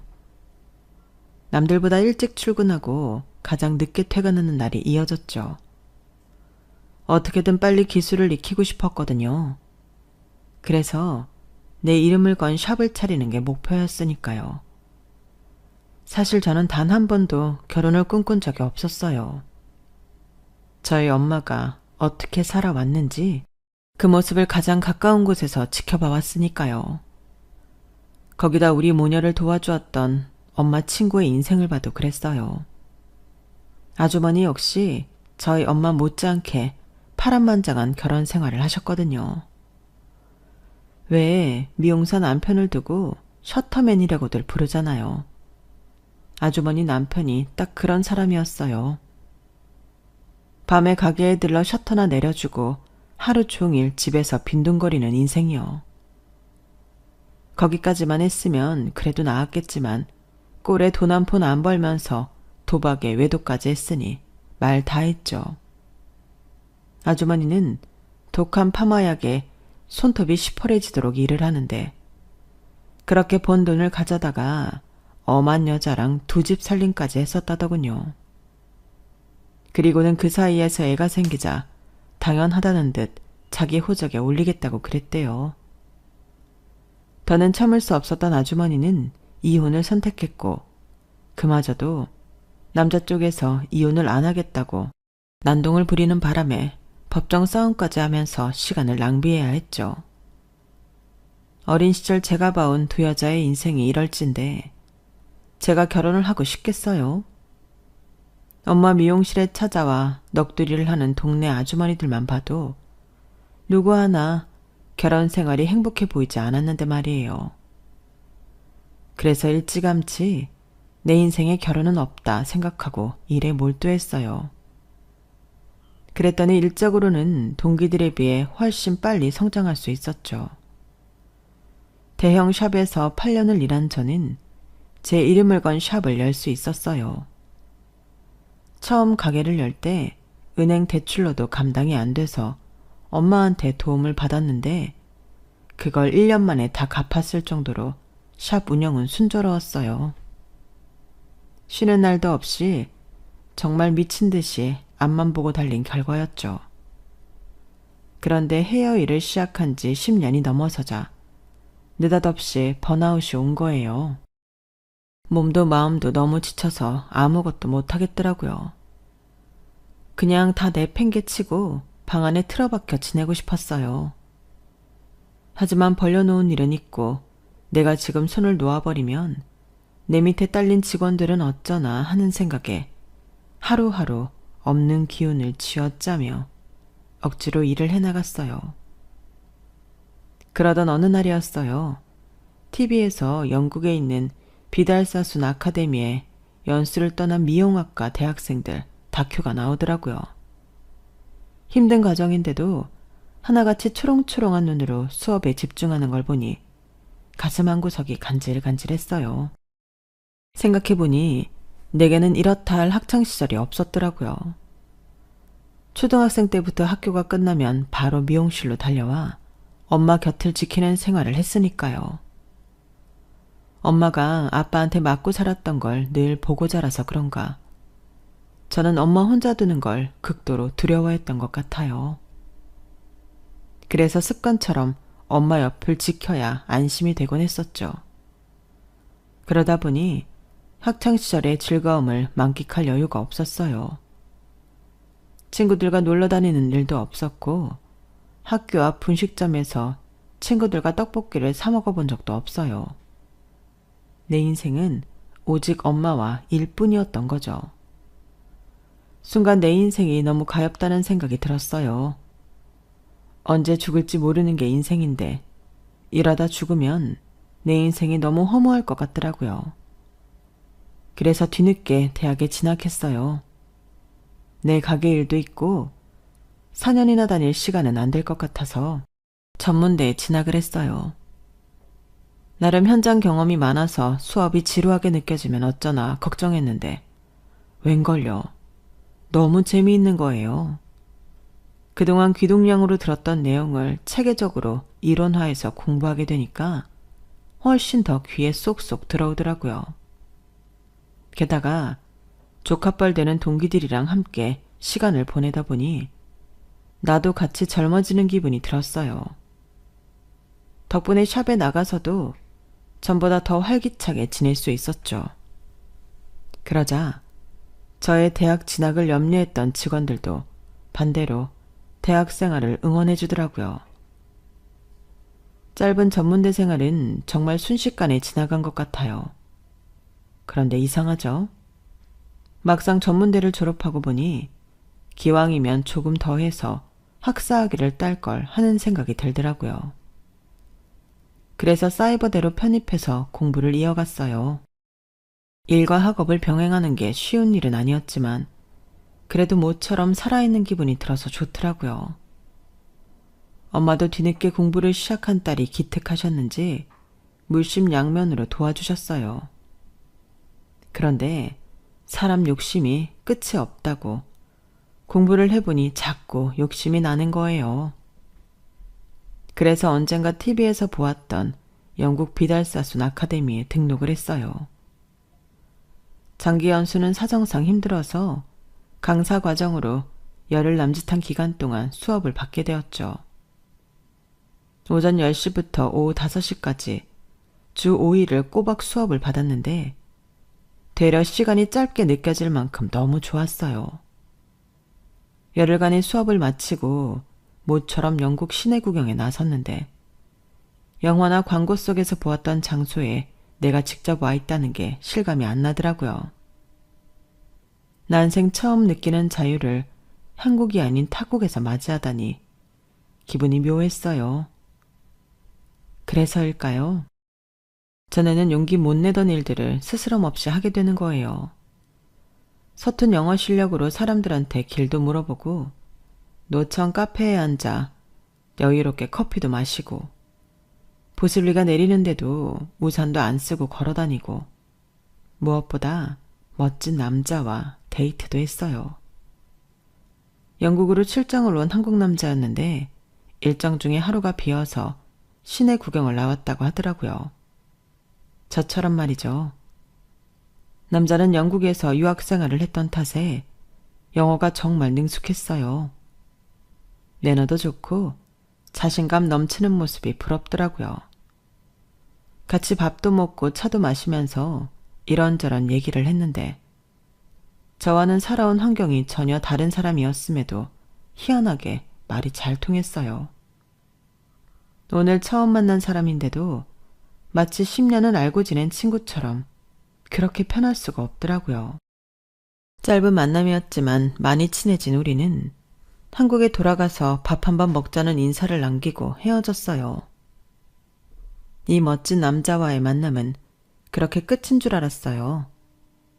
그런데 한국에 돌아오고 한 달쯤 됐을 거예요. 샵 매니저가 원장실로 들어왔더라고요. 저한테 머리를 하고 싶다는 손님이 있다고요. 제가 그리 대단한 사람은 아니지만 그래도 대개 원장한테 머리를 하려는 손님은 미리 예약을 하고 오시거든요. 그런데 예약 없이 찾아와 원장한테 받겠다고 했다길래 누군가 싶어 나가봤어요. 그랬더니 그 남자인 거 있죠. 영국에서 데이트를 했던 남자요. 신기하게도 남자를 보자마자 세상이 환하게 밝아지는 기분이 들었어요. 이 남자의 존재 하나만으로도 내 인생이 아름답게 변할 수 있을 것만 같았죠. 그때 확신했던 것 같아요. 나 이 남자랑 결혼하게 될 것 같다고 말이죠. 남자의 머리카락을 손가락으로 가르며 커트하는데 기분이 너무 좋았어요. 그런데 그게 제 표정에도 드러났던 모양이에요. 남자가 돌아가고 직원들이 그러더라고요. 마치 제가 사랑에 빠진 사람 같았다고요. 그 말을 들으니 조금 창피하기는 했지만 틀린 말은 아니어서 부정은 할 수 없더라고요. 그날 이후 남자는 매달 저희 샵을 찾아왔어요. 그리고는 딱 머리만 하고 돌아가곤 했어요. 남자가 찾아올 때마다 내심 같이 식사를 하자거나 차를 마시자는 말을 해주지 않을까 기대했는데 3개월이 지나도록 남자는 머리를 한 것 외에는 아무것도 제게 원하지 않았어요. 그게 너무 서운하더라고요. 기껏 찾아온 이유가 머리하러 온 거였다니 나 혼자 김칫국을 마신 것 같아서 얼굴이 화끈거렸어요. 그런데 그마저도 얼마 뒤부터는 코빼기도 안 보이는 거예요. 그래서 이렇게 끝났구나 했는데 남자가 찾아왔더라고요. 그날은 직원들은 먼저 퇴근하고 저 혼자 샵에 남아 정리를 하고 있었는데 누군가 문을 두드리더라고요. 늦은 밤이라서 살짝 겁이 났는데 문가로 가보니 남자가 살짝 흐트러진 넥타이 차림으로 서 있는 거예요. 술에 취했는지 몸도 잘 못 가누더라고요. 놀라서 문을 열었더니 그대로 제 어깨에 얼굴을 푹 묻더니 보고 싶었다고 그러더군요. 그날 남자는 그동안 제게 무심한 척했던 이유와 한동안 발길을 끊었던 이유를 말해주었어요. 남자가 대학을 졸업하고 유학생활을 하던 중 사업을 하시던 아버지가 갑자기 세상을 떠나시면서 하루아침에 가세가 기울었대요. 그래도 자기는 대학도 졸업했고 유학생활도 막바지여서 학위도 무사히 딸 수 있었지만 동생들은 온전히 학업을 마칠 수 없었던가 봐요. 평생 손에 물 안 묻히고 사람 부려가며 사시던 어머니는 식당에서 설거지를 하게 되셨고 다행히 자신이 대기업에 취업하면서 생활은 조금 나아졌지만 여전히 아버지가 남긴 빚을 갚아야 한다고 하더군요. 런던에서 민주 씨랑 함께했던 하루 동안은 정말 다 잊고 지낼 수 있었어요. 학자금 대출금도 있고 아버지가 남긴 빚 상환일도 잊을 수 있었고 무엇보다 지긋지긋한 가장의 무게를 떨쳐낼 수 있었으니까요. 민주 씨한테는 한국에 가서 다시 만나자고 했지만 솔직히 다시는 민주 씨를 보지 않으려고 했어요. 보면 욕심이 날 것 같았거든요. 진창 같은 인생이 더 초라하고 힘겹게 느껴질 것 같았어요. 그래서 연락을 안 하려 했는데 너무 보고 싶어서 나도 모르게 찾아와 버린 거예요. 머리를 잘라달라고 했던 건 핑계였어요. 한 달에 한 번 민주 씨를 보는 걸로 내 인생의 위안을 삼자고 생각했는데 착각이었던 거죠. 민주 씨를 보니까 더 참기 힘들더라고요. 그래서 발길을 끊으려고 했는데 이렇게 와버렸네요. 그 당당하던 남자가 눈물까지 글썽이며 솔직하게 자신의 상황을 털어놓는데 안 됐다는 생각보다는 다행이라는 생각이 들었어요. 적어도 이 남자 역시 나를 좋아하고 있다는 건 알았으니까요. 그러니까 상현 씨도 나를 좋아한다는 거네요. 그럼 됐어요. 우린 그냥 본능에 충실하면 돼요. 가난하면 연애하면 안 되나요? 행복하면 안 돼요? 아니잖아요. 힘든 건 둘이 나눠지면 절반은 가벼워져요. 우리 같이 짊어져요. 난요, 폭력적인 아빠 밑에서 학대받으며 자랐어요. 결국엔 엄마가 저를 데리고 아빠한테서 도망을 쳐준 덕에 살 수 있었어요. 그래서 나는 남들처럼 평범한 연애도 못할 줄 알았고 결혼은 더더욱 못할 줄 알았어요. 그런데 상현 씨를 샵에서 다시 본 순간 무슨 생각을 했는지 알아요? 나 이 남자랑 결혼할지도 모르겠다는 생각을 했어요. 내가 가진 트라우마도 한순간에 날려버릴 만큼 누군가가 이렇게 좋았던 적 없어요. 상현 씨가 처음이에요. 그런데 이런 남자를 어떻게 놓치겠어요? 난 안 놔줄 거예요. 그러니까 내가 싫어서 그러는 게 아니라면 어떤 이유든 날 떠나지 말아요. 인생에 단 한 번뿐인 기회라는 생각에 창피한 것도 접어두고 솔직하게 고백을 했어요. 그리고 저의 용기 덕분에 우리는 연애를 시작했고 1년 연애 끝에 결혼을 하게 되었어요. 사귀는 동안에도 시어머니와 시동생들한테 금전적인 도움을 주었지만 결혼 후에는 시댁 생활비부터 시동생들 용돈에 학원비까지 모든 걸 담당하게 되었죠. 그 중에는 남편이 아는 부분도 있고 모르는 부분도 있었어요. 제가 굳이 남편한테 생색을 내지 않았거든요. 처음엔 제게 금전적인 도움을 받는 걸 부끄러워하시던 시어머니도 차차 시간이 지나니 더는 부끄러워하지도 미안해하지도 않으시더라고요. 되려 아들 돈은 어렵게 받아도 며느리 돈은 받기 쉬운 건지 제 돈 받는 걸 너무 당연하게 생각하시는 것 같아 서운하기까지 했어요. 생색을 내겠다는 게 아니라 당연하게 받아들이는 게 불편했던 거죠. 워낙 시댁 살림이 어려워서 결혼하고 5년간은 제 돈으로 시댁 식구들을 먹여 살리다시피 했어요. 남편과 결혼을 결심한 순간 시댁의 경제적 어려움을 내가 감당하겠다 생각했었기 때문에 불만은 없었어요. 시어머니를 비롯해 시동생들이 딱히 제게 고마움을 표현하지는 않았어도 내심 그런 마음을 가지고 있을 거라 착각했기 때문인지도 모르겠네요. 그런데 비교 대상이 나타나자 바로 알 수 있겠더라고요. 이 사람들은 나를 무려 ATM 정도로밖에는 생각하지 않는다는 걸요. 시작은 시동생의 결혼이었어요. 가정 형편 때문에 뒤늦게 대학에 입학한 시동생은 졸업하던 해 취업에 성공했고 직장 사수가 소개해준 여자와 연애를 시작했어요. 그리고 제가 시집 온 지 8년째 되던 해 시동생이 결혼을 했어요. 결혼 상대는 시동생보다 2살 연상으로 학부 졸업 후 석사, 박사를 거쳐 대학에 시간 강사로 나가는 사람이었죠. 친정 부모님도 두 분 다 명문대를 나오셨을 정도로 집안 자체가 학벌이 좋은 집 딸이었어요. 저와는 학벌 차이도 있었지만 평소 사용하는 어휘 자체가 다르더라고요. 뭐랄까 고급지다고 할까요? 대학 강단에 서는 사람이라 그런지 옷차림이나 행동 자체가 고상하고 딱 봐도 많이 배운 사람 티가 났어요. 시어머니는 그런 점이 좋으셨던가 봐요. 주변 사람들한테 동서 칭찬을 그렇게 하시더라고요. 우리 둘째 며느리는 대학 교수라 그런지 애가 얼마나 고상한지 몰라.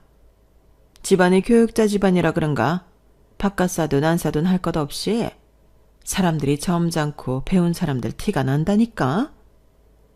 이런 애가 맏며느리로 들어왔어야 하는 건데. 어머님은 동서 칭찬을 하다가 마지막엔 꼭 맏며느리로 들으지 못한 걸 아쉬워하는 듯한 말을 하셨어요. 꽃노래도 한두 번이라고 듣기 불편한 말을 매번 듣고 있자니 저도 사람인지라 화가 나더라고요. 명절이나 가족들이 모이는 날이 되면 어머님은 꼭 동서와 저를 차별하셨어요. 얘 작은 애야, 넌 가서 쉬어. 교수님이 주방에서 할 일이 뭐 있니? 그런 건 가방줄 짧은 사람이나 하는 거야.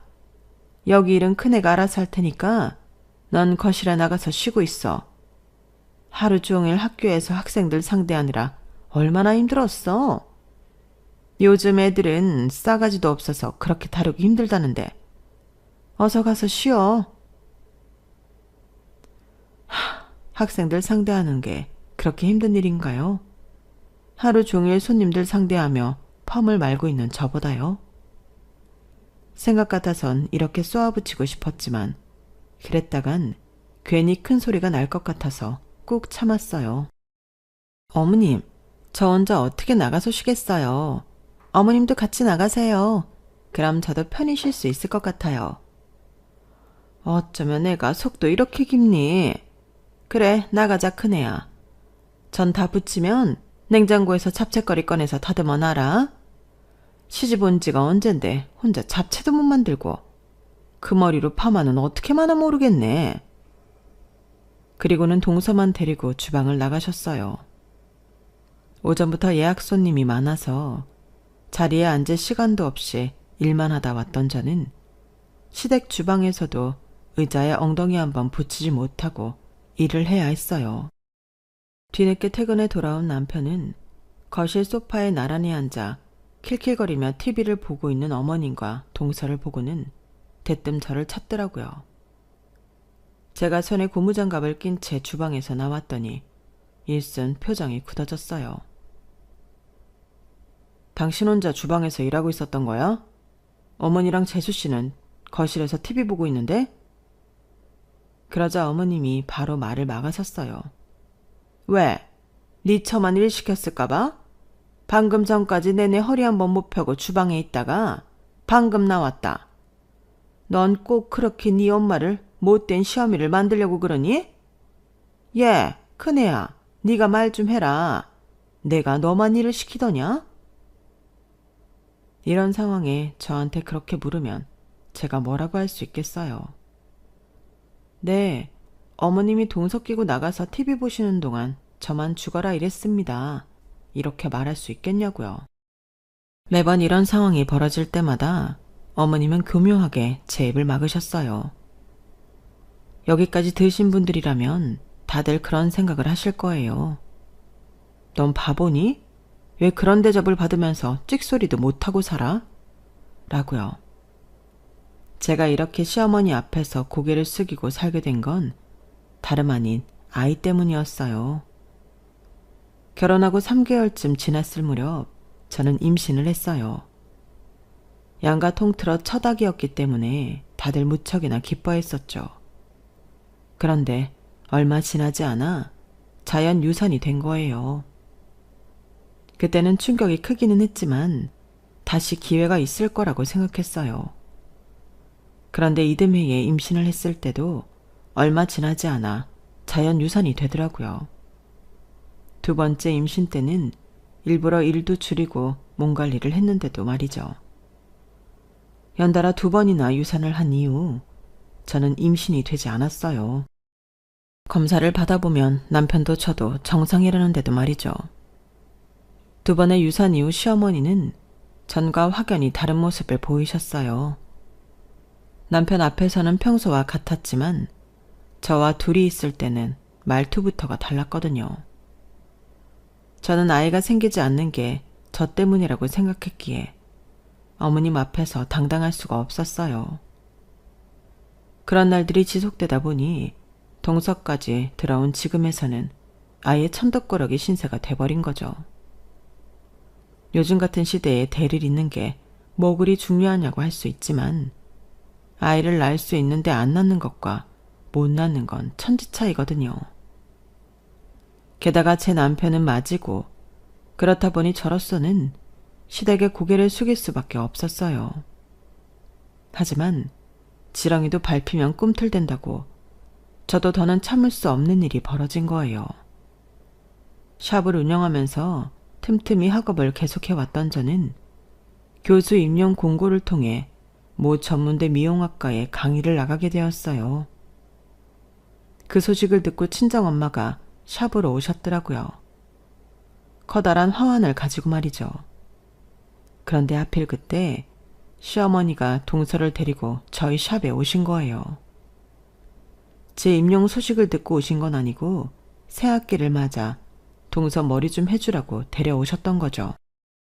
그런데 가게 한켠에 세워진 화환을 보시고는 그러시는 거예요.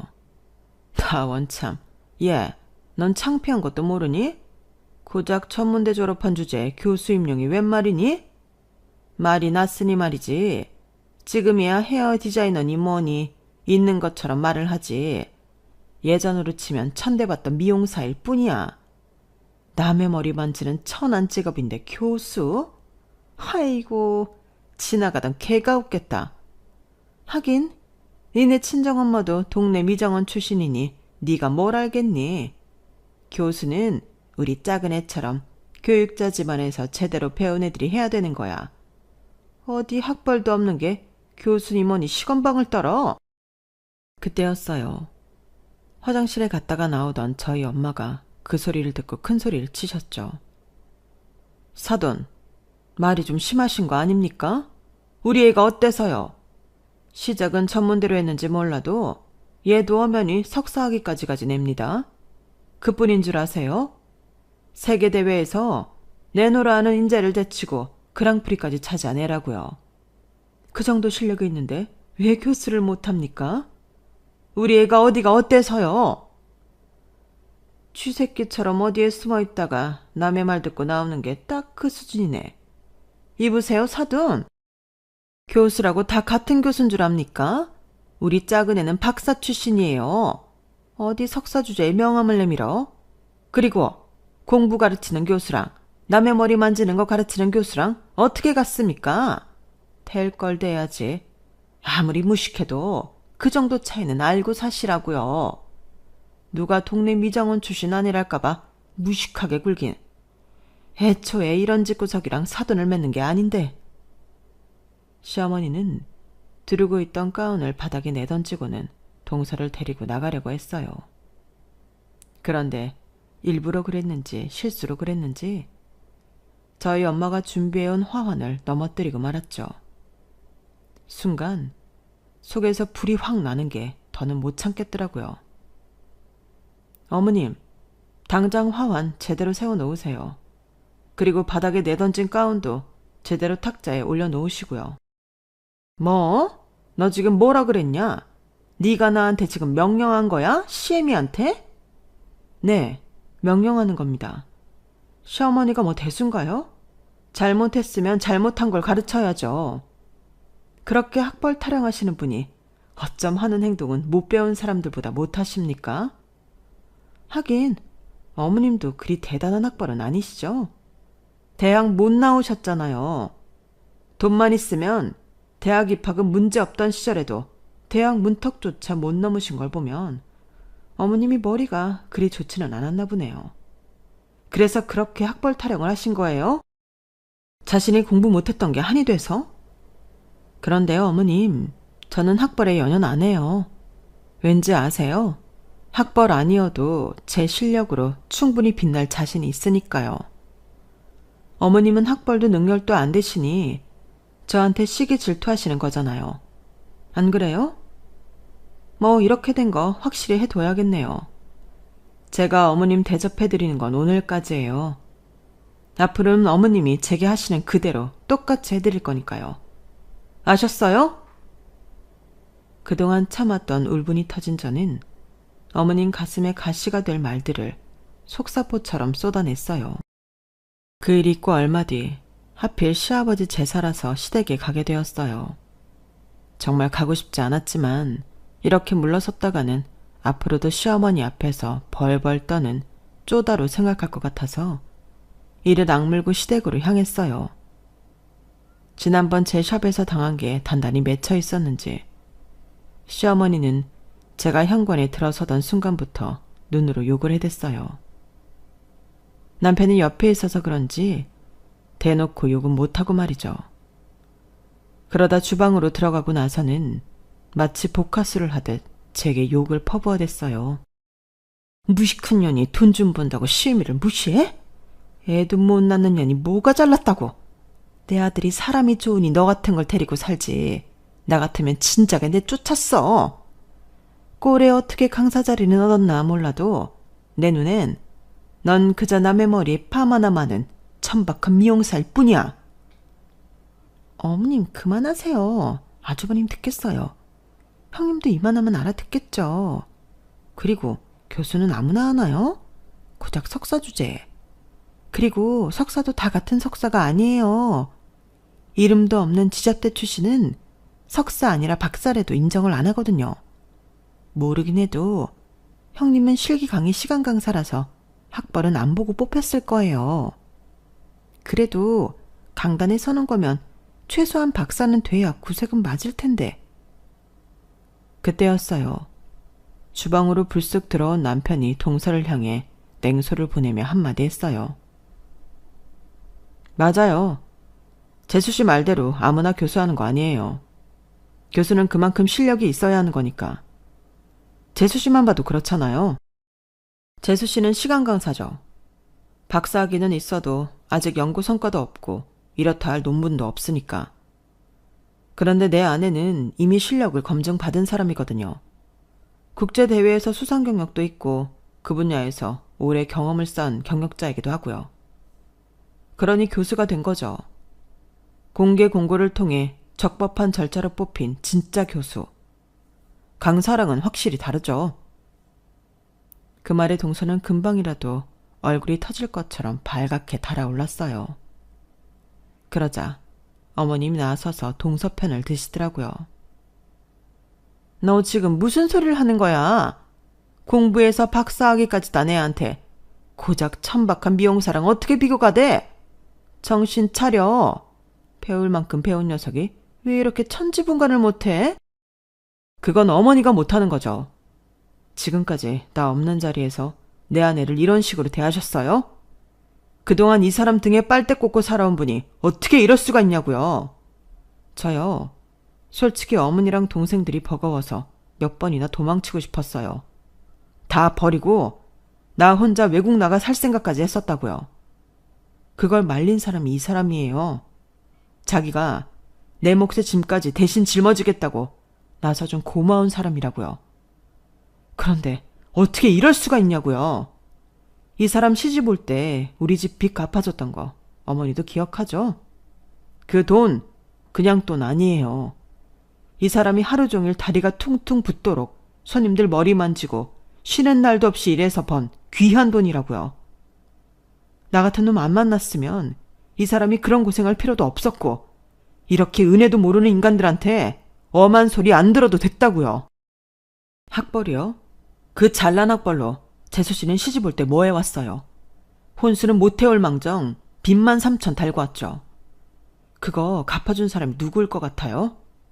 설마 내 동생이 그 돈을 갚았을 거라고 믿는 건 아니죠? 그 돈도 다 내 아내가 갚아준 거라고요. 대학 강단에 서려면 신용불량은 막아야 한다고 상훈이가 울고불고 난리쳐서 이 사람이 해준 돈이라고요. 그런데 그런 사람한테 이런 식으로 굽니까? 재수 씨는 양심도 없어요? 동서 표정을 보니 그 돈이 어디서 나온 건지 이미 알고 있는 눈치였어요. 저는 적어도 동서가 그 사실을 몰라서 저한테 함부로구나 했는데 그마저도 아니었더라고요. 다 길게 말할 필요 없겠네요. 어머니한테 제가 경고했었죠. 내 아내한테 함부로 하시면 다시는 이 집에 발길 안 하겠다고. 저 이제 어머니 아들도 형도 뭐도 안 할 겁니다. 제 아내도 더는 이런 집구석 며느리로 살게 안 할 거라고요. 그러니까 이 자리에서 확실히 정리하죠. 재수 씨는 이달 안에 3천만 원 당장 갚으세요. 하루라도 늦으면 그동안 이자까지 다 쳐서 받을 겁니다. 혹시라도 질질 끌 생각이라면 아예 그만두세요. 학교에 급여 가처분 신청 낼 테니까. 그리고 어머니, 앞으로 생활비 보조 안 할 겁니다. 앞으로는 식당에서 설거지를 하든 건물 청소를 하든 어머니가 벌어서 먹고 사세요. 아, 그리고 차키 주세요. 그 차 이 사람이 사준 거잖아요. 예, 네 집에 차가 없는 것도 아니고 다 낡은 차는 가져가서 뭐하게. 그건 어머니가 상관할 바 아니잖아요. 당근에 팔든 폐차를 하든 알아서 할 테니까 당장 차키 주세요. 남편은 끝까지 차는 안 된다고 맞서는 어머니 손에서 키를 뺏어 들었어요. 그리고는 대리기사를 불러 저희 아파트까지 차를 몰고 가서요. 한바탕 난리를 치고 집에 돌아온 남편은 현관에 들어서자 우두커니 서서는 한참을 가만히 있더라고요. 저는 지은 죄도 없이 괜히 미안해졌어요. 나 때문에 남편이 가족들과 갈라선 게 아닌가 걱정이 됐거든요. 그래서 남편 눈치가 보였는데 순간 남편이 제 앞에 무릎을 꿇고 울먹이는 거예요. 내가 당신을 잡으면 안 되는 거였는데 내 욕심에 당신을 너무 힘들게 해서 미안해. 지금이라도 당신이 나 떠난다고 하면 순순히 받아들일게. 당신한테 너무 미안해서 지금은 당신 얼굴도 못 보겠어. 현관에 무릎까지 꿇고 앉아 눈물을 뚝뚝 흘리는 남편을 보니 그동안 살아왔던 순간들이 눅 놓듯 녹아내리는 것 같았어요. 누구 맘대로 이제야 겨우 쓸만한 남자가 됐는데 내가 미쳤어? 당신을 버리게. 앞으로 평생 옆에 두고 내 머슴처럼 부려먹을 거야. 절대 남한테 안 주고 내가 꼭 끼고 살 거라고. 그러니까 당신도 각오하는 게 좋아. 그 말에 남편은 안심이 됐는지 크게 숨을 내쉬고는 피식 웃더라고요. 그렇게 우리 부부는 시댁과 연을 끊고 살게 되었어요. 시동생한테 빌려줬던 돈도 돌려받았고 시어머니가 타던 차는 남편이 중고 시세로 제대로 받고 팔아버렸어요. 그 돈으로는 리마인드 웨딩 화보를 찍기로 했고요. 그리고 한 가지 기쁜 소식이 하나 더 있어요. 제가 임신을 했어요. 그렇게 노력해도 안 생기던 애가 시댁과 연을 끊고 마음의 짐을 놓고 나니 바로 생겼지 뭐예요. 다행히도 뱃속의 아기가 잘 버텨준 덕에 내년 봄에는 우리 아기와 만날 수 있을 것 같아요. 그래서 요즘은 남편이고 저고 유아용품만 봤다 하면 하나씩 사 나르고 있답니다. 비 온 뒤에 땅이 굳는다고 한 차례 큰 사건이 있었지만 그 덕에 우리 부부는 더 끈끈한 사이가 된 것 같아요. 앞으로는 우리 아기와 함께 셋이서 똘똘 뭉쳐 살아볼 생각입니다. 지금까지 제 사연을 들어주셔서 감사합니다. 다시 시작하는 것 같은 저와 가족을 응원해주세요. 항상 건강하시고 행복하시고요. 여러분, 사연 댓글에 응원과 현명한 조언 부탁드려요. 좋아요와 구독은 저에게 큰 힘이 됩니다. 오늘도 좋은 일 가득하세요.